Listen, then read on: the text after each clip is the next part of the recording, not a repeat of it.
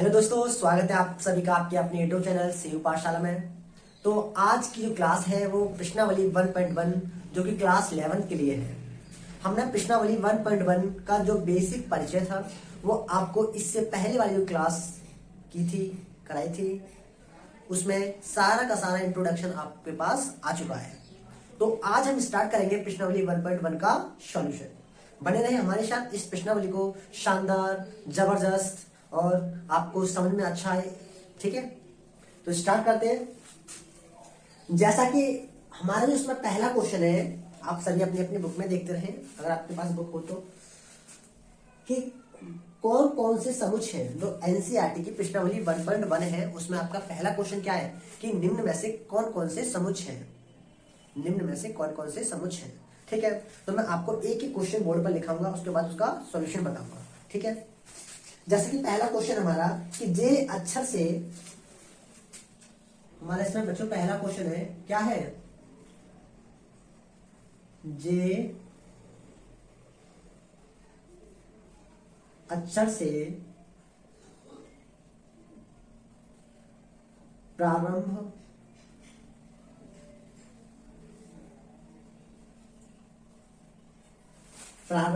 होने वाले वर्ष के सभी महीनों का संग्रह। प्रारंभ होने वाले वर्ष के सभी महीनों का संग्रह।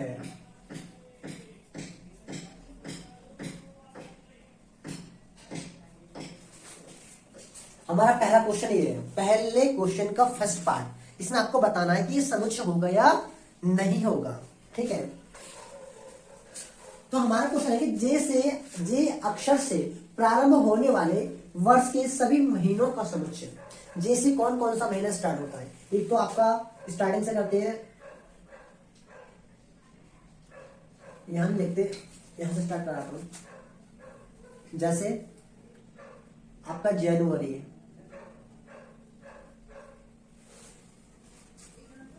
जनवरी जे से स्टार्ट होता है।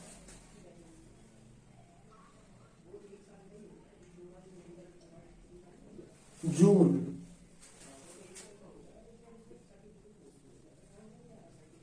और जुलाई। जनवरी, जून और जुलाई, यानी 12 महीनों में 3 महीने ऐसे होते हैं जो किससे स्टार्ट होते हैं, जे से। जनवरी, जून और जुलाई। अब देखो समुच्चय होता क्या है, ऐसा समूह जो सभी के लिए समान हो। जैसे कि 12 महीने होते हैं, सभी के लिए समान होते हैं। 12 महीनों में जे अक्षर से शुरू होने वाले जो महीने होते हैं वो जनवरी, जून और जुलाई 3 महीने होते हैं। 3 महीने के अलावा कोई चौथा महीना नहीं होता, और 3 महीने सभी के लिए समान होते हैं। इसलिए हम इसको बोलेंगे, क्या बोलेंगे कि अतः यह समुच्चय है। क्या है, समुच्चय है। ठीक है, ओके। दूसरा क्वेश्चन,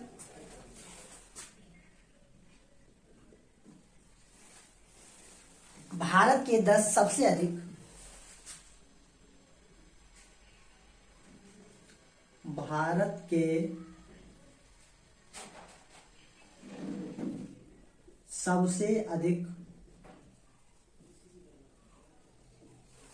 सबसे अधिक प्रतिभाशाली लेखकों का संग्रह। प्रतिभाशाली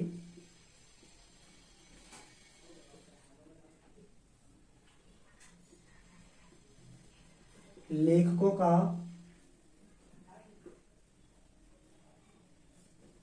संग्रह। ये सेकंड पार्ट है हमारा फर्स्ट पार्ट का। ठीक है ना,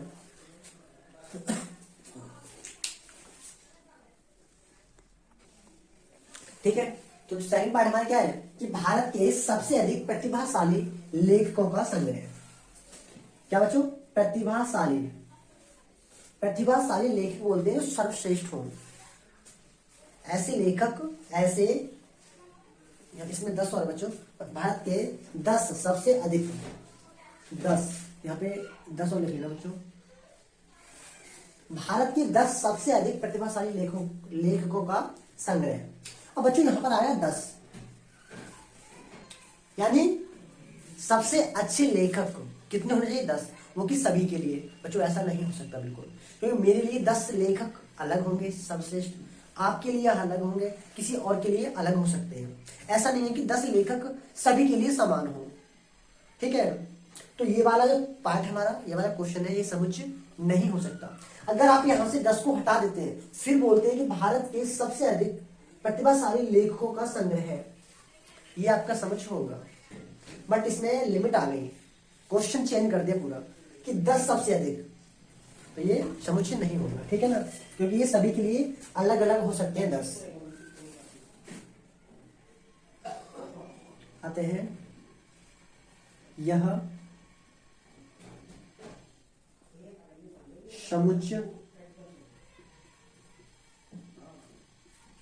नहीं है। तीसरा पार्ट, विश्व के सर्वश्रेष्ठ 11 बल्लेबाजों का संग्रह है।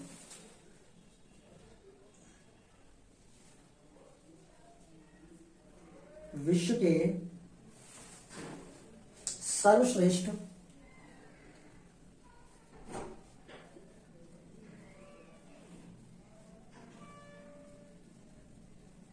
11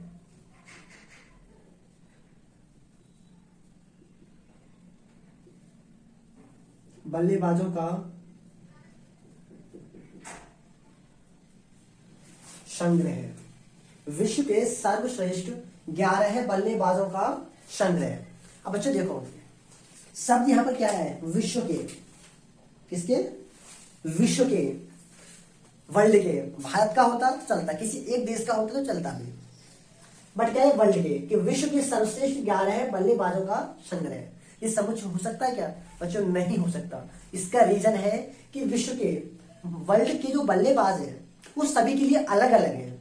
जो खिलाड़ी चल जाता है उसके लिए वो बेस्ट हो जाता है, जो नहीं चलता वो बेकार होता है, ठीक है।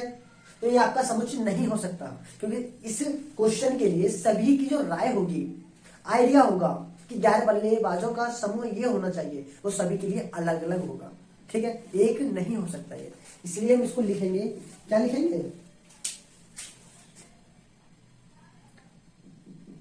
आते हैं, यह समुच्चय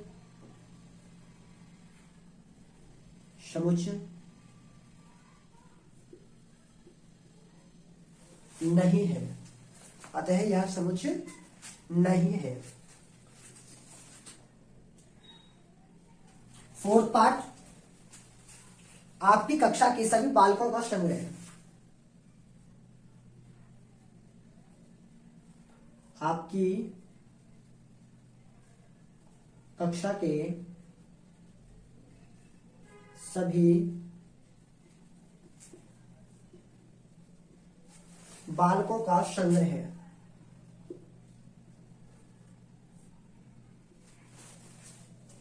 यानी आपकी कक्षा के, कोई भी कक्षा है, क्लास फर्स्ट है, सेकंड है, थर्ड है, फोर्थ है, एनी वन क्लास, उसमें एक लिमिटेड बच्चे होते हैं और उनको हम काउंट कर सकते हैं, और हम बोल सकते हैं कि क्लास 10th के बच्चों का समूह है ये, तो वो आपका समुच्चय होगा, ठीक है।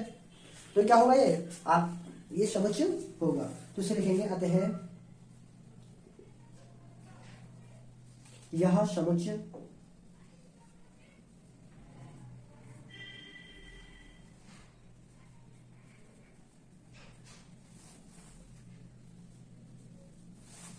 ठीक है। फिफ्थ पार्ट हमारा कि 100 से कम सभी प्राकृतिक संख्याओं का संग्रह है। 100 से कम सभी प्राकृत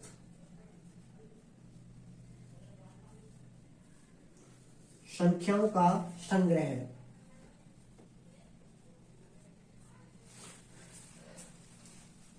अब देखो, 100 से कम यानी 1, 3, 5, 7 प्राकृतिक संख्या है।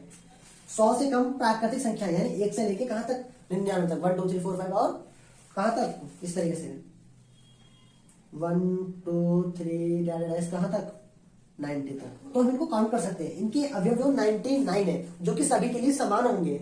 ऐसा नहीं है कि मेरे लिए 99 है आपके लिए 100 हो जाएंगे 98 हो जाएंगे, नहीं, सभी के लिए समान है। इसलिए क्या होगा ये आते हैं यह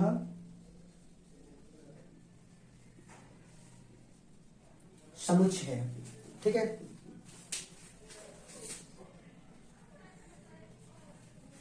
सिक्स पार्ट, लेखक प्रेमचंद द्वारा लिखित उपन्यासों का संग्रह है। लेखक प्रेमचंद द्वारा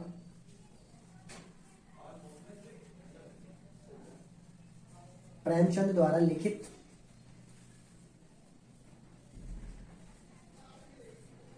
उपन्यासों का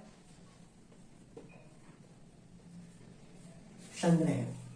लेखक प्रेमचंद द्वारा लिखित उपन्यासों का संग्रह। अब देखो इस क्वेश्चन में थोड़ा ट्विस्ट है। क्या, मान लीजिए यहां पर क्वेश्चन होता है कि लेखक द्वारा लिखित उपन्यासों का संग्रह, तो ये समुच्चय नहीं होता क्योंकि इसमें कोई भी लेखक का नाम नहीं आ रहा। लेकिन इस नाम आने से, ये नाम आने से एकदम स्पष्ट होता है कि लेखक जो है प्रेमचंद ने जो भी उपन्यास लिखे थे उनको हम काउंट कर सकते हैं और जो कि सभी के लिए समान होंगे। नाम आने से समुच्चय, अगर यहाँ पर किसी भी लेखक का नाम ना आए, किसी भी कवि का नाम ना आए, तो ये समुच्चय नहीं हो सकता। हम उनको काउंट नहीं कर सकते कि कितने सारे हैं। ठीक है, क्योंकि सबकी राय अपनी अपनी अलग अलग होगी। आते हैं यह समुच्चय है। नाम आने से समुच्चय बन गया, देख लो। ठीक है, क्योंकि ये सुपरिभाषित हो गया, वेल डिफाइन हो गया। सेवंथ पार्ट, हमारा सेवंथ पार्ट है सभी समपूर्णांकों का संग्रह है। सभी समपूर्णांकों का संग्रह है। सभी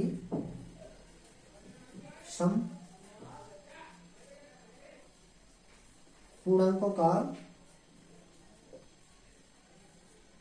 संग्रह है। सभी समपूर्णांकों का संग्रह। समपूर्णांक सभी के लिए सेम होते हैं और पूर्णांक किसे बोलेंगे? सम। 2 4, लेकिन सम आना चाहिए। पूर्णांक का समझते हैं, 0 भी हो, प्लस भी हो, माइनस भी हो, लेकिन सम होना चाहिए। Even number. इवन नंबर किस तरीके से? 0 2 4 6 इस तरीके से, और प्लस माइनस।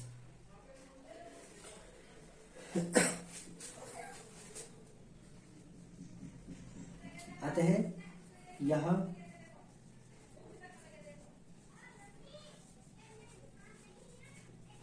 समुच्चय है। अतः यह समुच्चय है। ठीक है, एक क्वेश्चन और आ जाएगा इस पर। क्वेश्चन नंबर 8 देखिए, इसमें जो 8 पार्ट है हमारा। इस अध्याय में आने वाले प्रश्नों का संग्रह। इस अध्याय में आने वाले प्रश्नों का संग्रह है।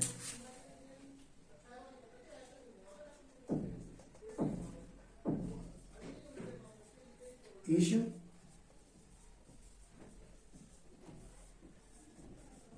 अध्याय में आने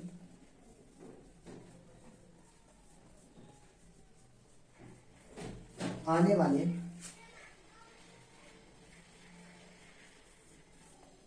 प्रश्नों का संग्रह है। इस अध्याय में आने वाले प्रश्नों का संग्रह। इस अध्याय में, जो कि प्रश्नावली 1.1 है।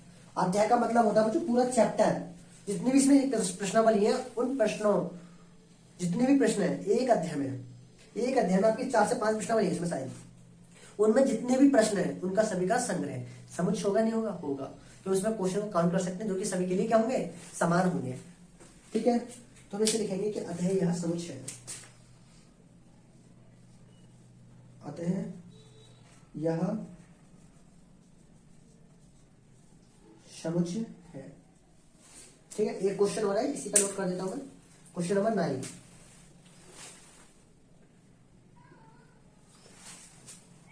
विश्व के सबसे अधिक खतरनाक जानवरों का संग्रह। विश्व के सबसे अधिक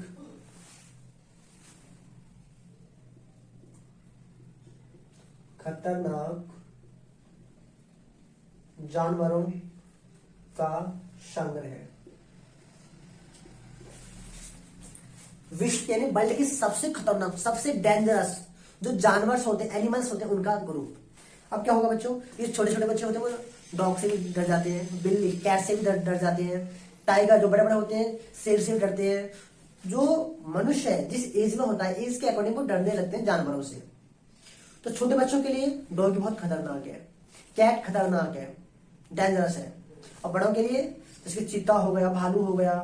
तो सभी की अपनी अपनी राय इसमें इस क्वेश्चन में अलग अलग है, क्योंकि हर व्यक्ति के लिए जो जानवर होंगे उनकी जो राय होगी ना अलग अलग होगी कि ये खतरनाक है, ये खतरनाक है। तो हम इसको ग्रुप नहीं बोल सकते, इसको हम समूह नहीं बोल सकते कि समुच्चय होगा या नहीं होगा।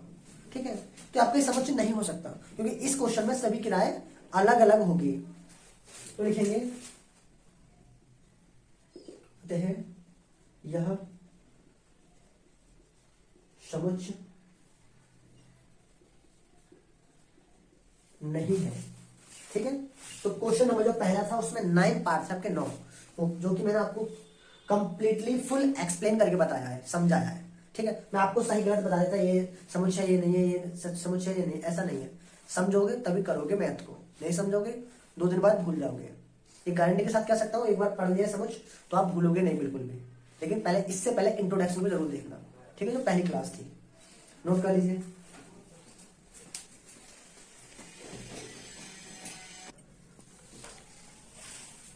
तो सेकंड क्वेश्चन हमारा, इसके पास है बुक, वो अपनी बुक में देख सकते हैं। इसके पास बुक नहीं है तो बुक की आवश्यकता नहीं है। मैं आपको डायरेक्ट क्वेश्चन किस तरीके से दिया गया है, आपको क्या निकालना है सारा बता रहा हूं। ठीक है,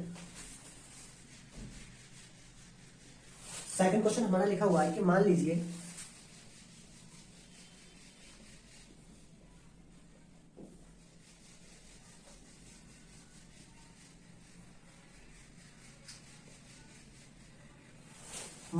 ए बराबर 1 2 3 4 5 6 रिक्त स्थानों में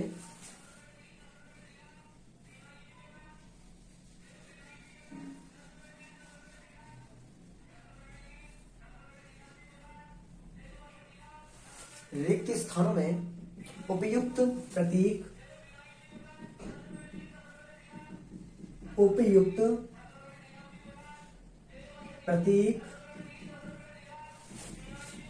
बिलोंग्स टू अथवा डज नॉट बिलोंग्स टू भरिए।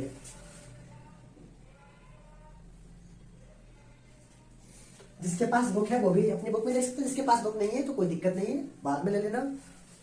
जो क्वेश्चन जिस तरीके से लिखा हुआ है वैसे ही मैं यहां लिख रहा हूं, वैसे ही और आपको समझा रहा हूं। ठीक है, आपको ये समझ नहीं दिया गया है और आपको रिक्त समुच्चयों में उपयुक्त प्रतीक बताना है, यानी बिलोंग्स टू बताना है और डज नॉट बिलोंग्स टू।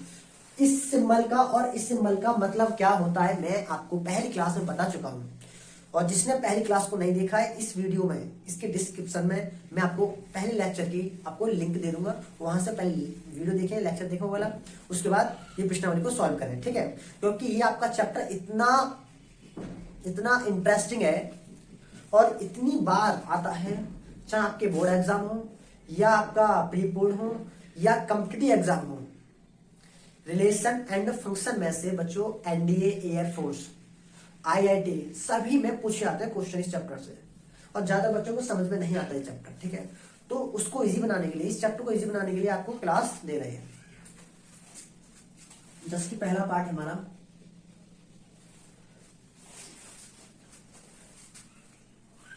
देखो, एग्जाम आपको करना किस तरीके से, ये क्वेश्चन दिया गया है। ठीक है, आपको सबसे पहले ये नोट करना है कि ए इज इक्वल टू 1 2 3 4 5 और 6 इस तरीके से।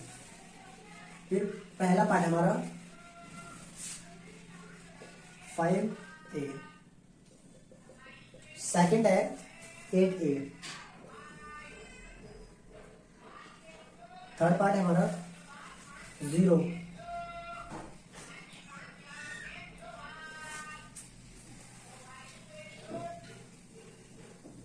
Fifth,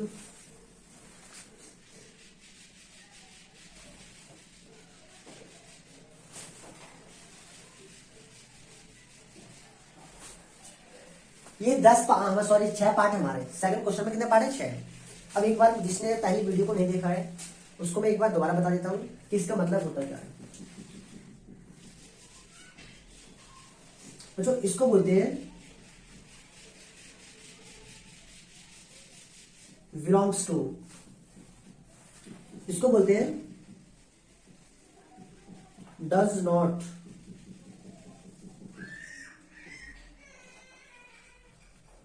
belongs to.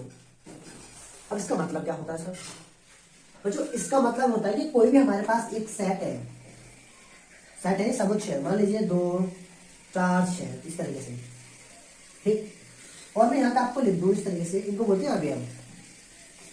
6 belongs to ए, इसका मतलब है कि जो 6 है ये ए का अवयव है या नहीं है, ठीक है। ठीक है, तो मैंने बताया आपको कि 6 बिलोंग्स टू ए, इसका मतलब है कि जो 6 है ना वो ए समुच्चय में आता है। जो 6 है वो ए के अंदर आता है। देखो 2 4 6 है, 6 किसके अंदर आ रहा है? समुच्चय ए के अंदर आ रहा है। अगर यहां पर क्वेश्चन आ जाए कि 1 बिलोंग्स ए, तो हम क्या बोलेंगे? जो 1 है वो ए समुच्चय में नहीं आता। और जब कोई भी नंबर समुच्चय ए में नहीं आएगा उसको हम बोलते हैं does not belongs to, does not belongs to. कि 1 यानी एक समुच्चय ए का अवयव नहीं है, यानी सदस्य नहीं है, ठीक है। तो फिल इन द ब्लैंक्स आपको करना बहुत इजी प्रश्नावली है, ठीक है। आगे कराते हैं, उम्मीद करता हूं बिलोंग्स टू और डज नॉट बिलोंग्स टू का मतलब समझ में आ गया होगा। अब भरते हैं एक करके। 5 डॉट डॉट ए, यानी क्या 5 ए का सदस्य है? इसमें देखिए 5 कहीं है, हाँ जी ये रहा। इसमें क्या आएगा? Belongs to. 8 ए का सदस्य है या अवयव है? नहीं है सर, 6 नंबर तक है बस, तो उसको डज नॉट बिलोंग्स टू।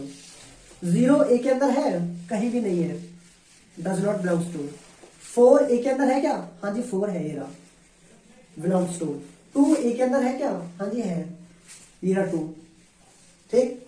10 ए के अंदर है बेटा? कहाँ है? नंबर 6 तक है बस, जो आपके अवयव है कहां तक? 6 तक। ये क्या 10?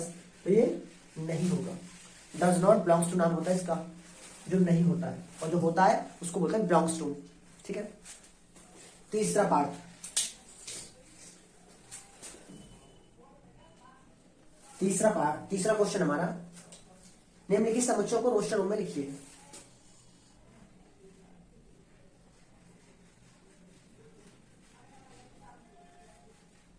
समुच्चयों को रोस्टर रूप में लिखिए।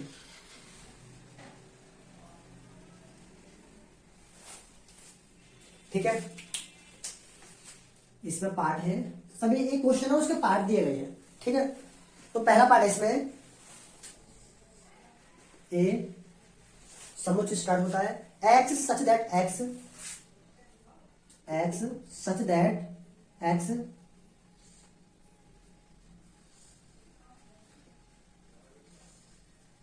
एक पूर्णांक है। क्या है? एक पूर्णांक। और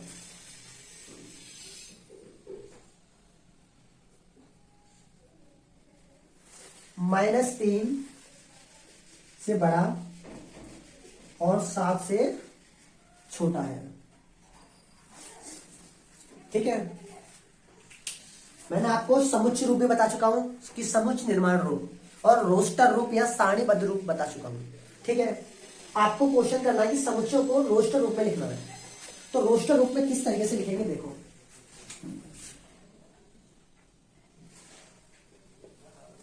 जैसे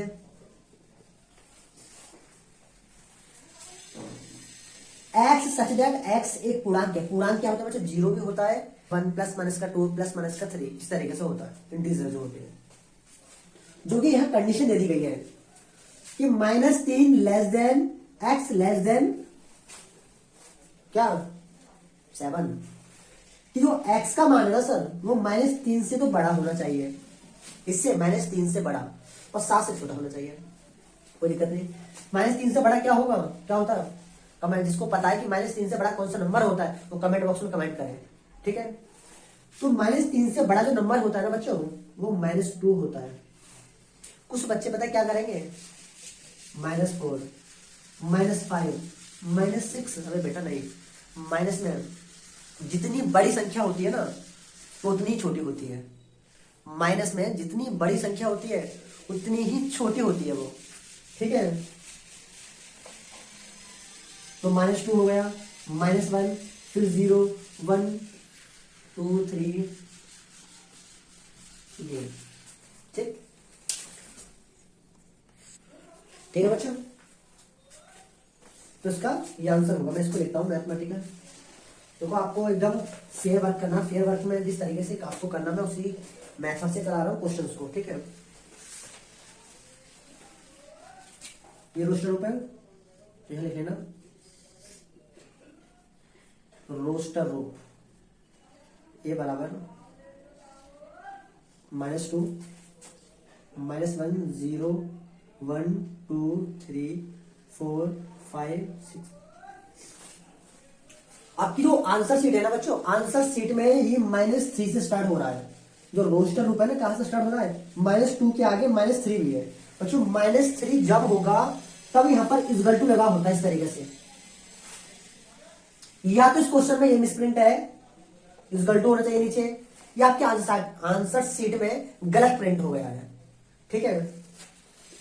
तो आप घबराए नहीं, जिस तरीके से क्वेश्चन है उसका जो करेक्ट आंसर है वो ये वाला है, ठीक है। और आप आंसर शीट का ही आंसर चाहते हैं कि आंसर शीट में जो आंसर है वो होना चाहिए, तो बच्चों आपको क्वेश्चन ठीक करना पड़ेगा, यहां पर इक्वल टू लगाना पड़ेगा। क्या लगाना पड़ेगा, इक्वल टू, ठीक है। और इक्वल टू नहीं लगाते हैं, जिस तरीके से आपकी बुक में प्रिंट है उसका ही आंसर है, ठीक है। कर लो, ठीक है बच्चा। दूसरा क्वेश्चन है हमारा क्वेश्चन नंबर 3 का सेकंड पार्ट। b बराबर आपको दिया गया है x सच दैट x, संख्या 6 से कम, संख्या 6 से कम प्राकृतिक संख्या है, संख्या 6 से कम एक प्राकृतिक संख्या है।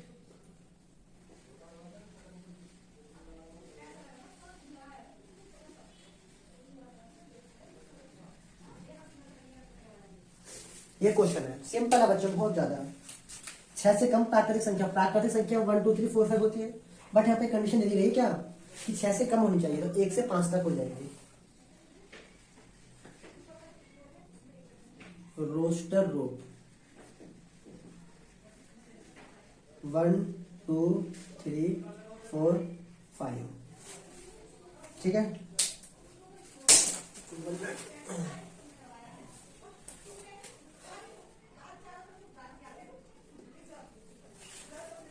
थर्ड पार्ट,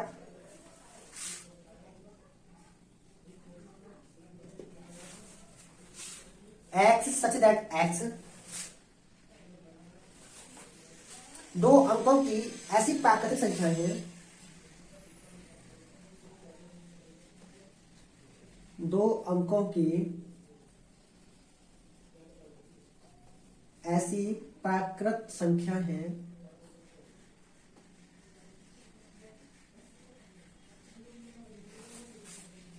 जिसके अंकों का योगफल कितना है, 8 है, जिसके अंकों का योगफल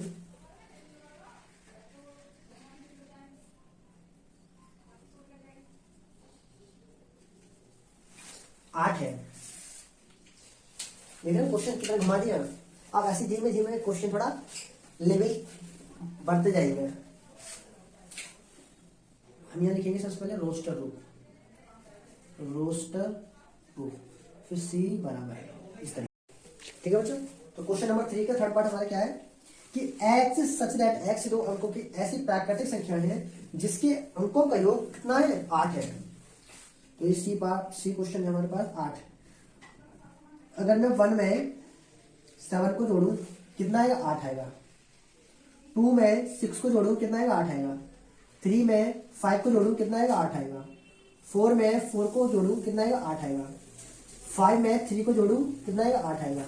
6 में 2 को जोड़ू कितना आएगा, 8 आएगा। 7 में 1 को जोड़ू कितना आएगा, 8 आएगा।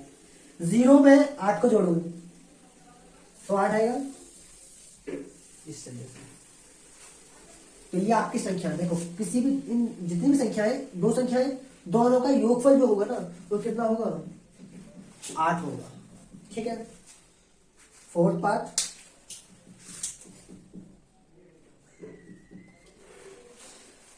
आपको फेयर कॉपी में सेम ऐसे ही करना है, कुछ चेंज नहीं करना। ठीक है ना। फोर्थ पार्ट हमारा डी इज इक्वल टू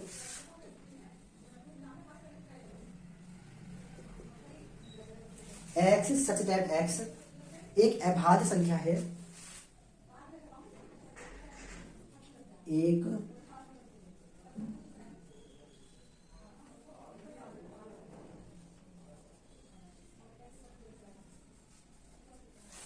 अभाज्य संख्या है जो संख्या 60 की भाजक है।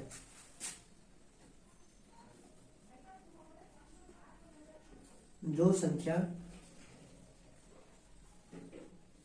60 की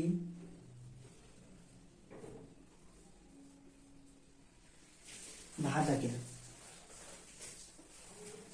अभाज्य संख्या किसे बोलते हैं, अभाज्य संख्या बोलते हैं बच्चों 2, 3, 5, 7 इस तरीके से। ठीक है। लेकिन आपको वही संख्या लेनी है जो 60 को डिवाइड कर सकती है। तो मैं यहां लिखता हूं रोस्टर रूप डी इज इक्वल टू 60। सबसे पहली जो अभाज्य संख्या होती है वो 2 होती है। क्या 2 से 60 को डिवाइड कर सकते हैं? हाँ जी कर सकते हैं, 30 बार जाएगा। ठीक है। 3 से कर सकते हैं? हाँ जी कर सकते हैं, 20 बार जाएगा। 4 से कर सकते हैं? हाँ जी कर सकते हैं, लेकिन 4 आपकी अभाज्य नहीं है, सम संख्या है, इस पर ध्यान देना है। 5 आपकी अभाज्य है, 6 आपकी अभाज्य नहीं है। 7 अभाज्य है लेकिन 7 से डिवाइड नहीं हो सकता बच्चों। 8 ये तो है ही नहीं। 9 से डिवाइड नहीं जाएगा। 11 नहीं, 12, 13, 15 अभाज्य है, बताओ नहीं है, विषम संख्या है 15। 17 से नहीं, और किससे हो सकता है? 17, 19, 23, और किसी डिवाइड हो नहीं सकती है, और किसी डिवाइड हो नहीं सकती बेटा। सिर्फ यही नंबर है जिनसे डिवाइड हो सकती है, ये 2, 3, 5, 2, 3, 5। ठीक है। तो उसका आंसर यही होगा बस। एक क्वेश्चन और आ सकता है इस पर, हाँ जी आ सकता है, इसलिए है।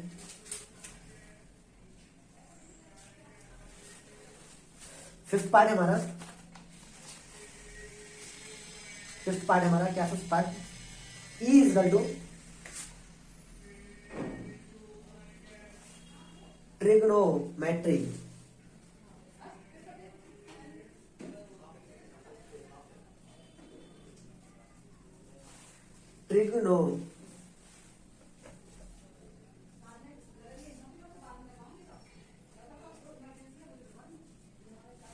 ट्रिग्नोमेट्री शब्द के सभी अक्षरों का समुच्चय,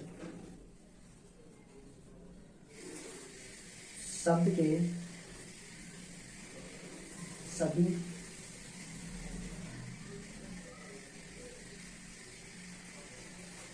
अक्षरों का समुच्चय।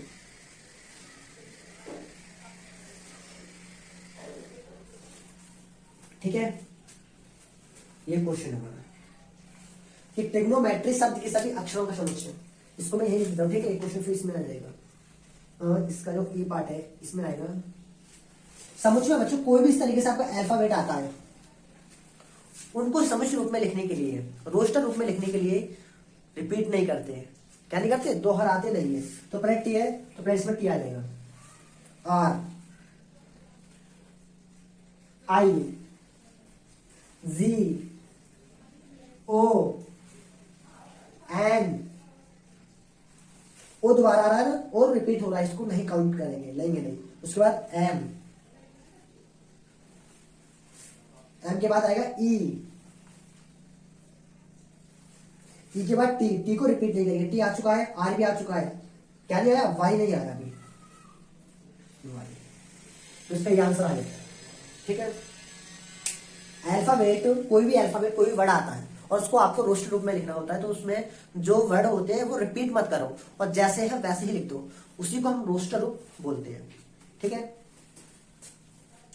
इसका लास्ट पार्ट है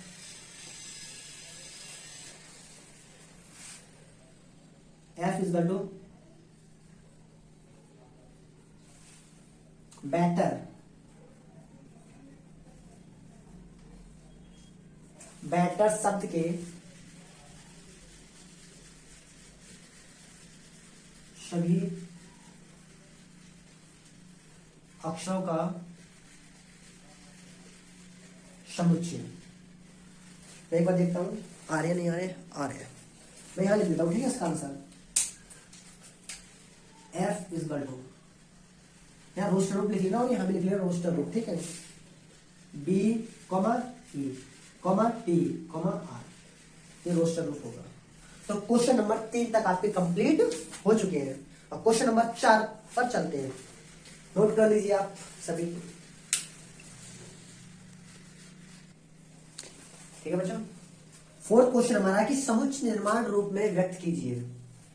समुच्चयों को समुच्चय निर्माण रूप में व्यक्त कीजिए। इससे पहले हमने रोस्टर रूप में व्यक्त किया है और इस क्वेश्चन में आपको समुच्चय निर्माण रूप में व्यक्त कीजिए। तो उसमें जो पहला क्वेश्चन हमारा कि 3, 6, 9, 12 कोई भी समुच्चय दिया गया है, 3, 6, 9, 12, इसको आपको व्यक्त करना है समुच्चय निर्माण रूप में। ठीक है, तो आपको दिख रहा होगा, आप जानते हैं 3, 6, 9, 12 आ रहा है, तो इसका एक तरीके से मतलब है डबल हो रहा है। डबल किस तरीके से, मान लीजिए ये n है, क्या है ये n, और इधर लिखता हूं मैं क्या 3n। मान लीजिए मैंने n1 इजकल टू 1 पुट करा, यहां से स्टार्ट करता हूं, n इजकल टू 1 पुट करा, तो यहां पर क्या हो जाएगा 3 इंटू 1 इजकल टू 3 आ गया। n is equal to 2, 3 into 2 is equal to 6, n is equal to 3 into 3 is equal to 9, n is equal to 4, 3 into 4 is equal to 12। 3, 6, 9, 12 यानी n जो है ना एक प्राकृतिक संख्या है, क्या है, नेचुरल नंबर है, और उनका 3 में क्या हो रहा है, गुणा हो रहा है। तो हम इसको लिखेंगे किस तरीके से, मैं आपको बताता हूं। लिखने का सिंपल तरीका ही मैंने आपको रफली भर बताया, इसको आपको फेयर में नहीं करना, तो कर सकते हैं साइड में। ठीक है, यहां लिखना है आपको समुच्चय निर्माण रूप। ठीक है, मान लीजिए कोई भी एक समुच्चय है ए मान लीजिए, ठीक है, इसको हम लिखेंगे कि x सच दैट x, ये तो हर क्वेश्चन में लगेगा, x का अवयव x में है। ठीक है, इक्वल टू में आपने क्या पढ़ा है कि n 3 में n का गुणा हो रहा है, यानी नेचुरल नंबर प्राकृतिक संख्या की जो गुणा है वो 3 के अंदर हो रही है, तो ये n क्या हो जाएगा, x such that x equal to 3 है। फिर यहां पे लिखोगे आप x बिलोंग्स n, यानी जो n है वो एक नेचुरल नंबर है, और क्या है, कहां तक है नेचुरल नंबर, बेटा नेचुरल नंबर कहां तक देखिए मैंने, 4 तक देखिए। तो यहां लिखना 1 less than equal to n का मान 1 से तो बड़ा है, लेस देन इक्वल टू 4 या 4 से छोटा है, 4 के बराबर या 4 से छोटा है। ये आपका समुच्चय निर्माण रूप होगा बच्चों, है ना जी। दूसरा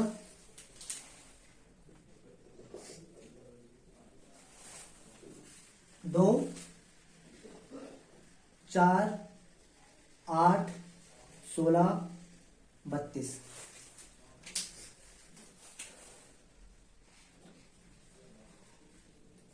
समुच्चय निर्माण रूप। मान लीजिए ये आपका बी है, इस तरह से मान सकते हैं, ये भी कुछ मान सकते हैं। ठीक है, दो चार छह आठ 10, आपको दिख रहा होगा, लग रहा होगा कॉमन सेंस से, 11th क्लास में आ चुके हैं, वैसे बड़े बच्चे हो चुके हैं, समझदार हैं। 2 की पावर n, 2 की पावर n किस तरीके से, n का मान आप जानते हैं, where n is equal to 1 2 3 इस तरीके से जा रहा है। हम रख के देखते हैं, 2 की पावर 1 कितना आएगा, 2 आएगा, 2 की पावर 2 कितना आ रहा है, 4 आ रहा है, 2 की पावर 3 कितना आ रहा है, 8 आ जाएगा, 2 की पावर 4 16, 2 की पावर 5 32, 2 की पावर 6 64। तो हम पावर को बढ़ाते जाएं, ये वाला नंबर देखिए 1 2 3 4 5 6, एक प्राकृतिक संख्या है, नेचुरल नंबर है, यानी किसी भी नंबर पर अगर आप नेचुरल नंबर घात के रूप में लिखते हैं तो उसका स्क्वायर आके ये आ रहा है, 2 4 6 2 4 6 2 4 8 16 32 और 64, कहां तक आ रहा है, 32 तक। तो आपको सिर्फ कहां तक लेना, 2 की पावर 5 तक, 2 की पावर 6 को काउंट नहीं करेंगे। तो उसको लिखेंगे किस तरीके से, x such that x is equal to क्या, 2 की पावर n, n एक क्या है, नेचुरल नंबर, कहां से कहां तक है बेटा ये भी बताना पड़ेगा, ये 1 से है और लेस देन इजकल टू कहां तक, 5 तक है, 6 में लिख दिया ना, ठीक है।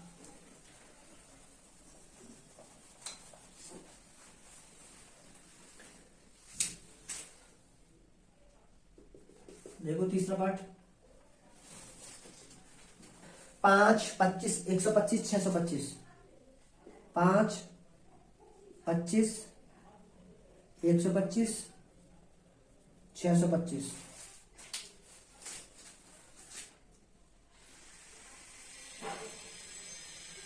समुच्चय निर्माण रूप, मान लीजिए सी है बच्चों, ये क्वेश्चन इसकी तरह है सेम, सॉरी पहले वाली की तरह डायरेक्ट कर दूंगा, क्यों, तुम देखो 5 की पावर 1 हो रहा है, 5 की पावर n, इसका मतलब है 5 की पावर 1 तो 5 आ जाएगा, 5 की पावर 2 तो 25, 5 की पावर 3 125, 5 की पावर 4 625, ठीक है। इसलिए इसको जल्दी करते हैं, 5 की power n, n belongs n, कहां तक जा रहा है बच्चों, 5 की पावर 4 तक, 1 less than equal to n less than equal to कहां तक, 4 तक, ये तो थर्ड पार्ट हमारा कंप्लीट हो जाएगा। फोर्थ पार्ट है हमारा,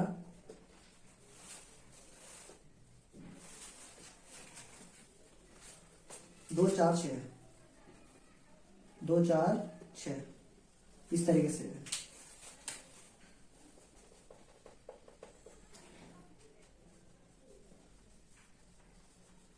समुच्चय निर्माण रूप। अब देखो 2 4 6 आपको लग रहा है कि सब संख्याएं हैं, सब प्राकृतिक संख्याएं, तो इसको जो लिखा जाएगा वो कैसे लिखेंगे, सोचो और बताओ, इनको जो लिखा जाएगा किस तरीके से लिखेंगे। जैसे कि मैंने 3 क्वेश्चन किए, थोड़ा दिमाग लगाइए,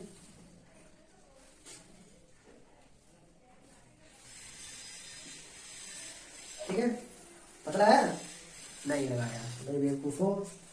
समुच्चय निर्माण रूप, x सच दैट x यह सम प्राकृत संख्या है। सिंपल है बच्चों, तुमने कुछ नहीं है। फिफ्थ पार्ट इसका 149, 149 कहां तक, 10 नहीं बच्चों 100 है, ठीक है। क्वेश्चन करो, बताओ क्वेश्चन नंबर सेकंड और थर्ड की तरफ होगा ये।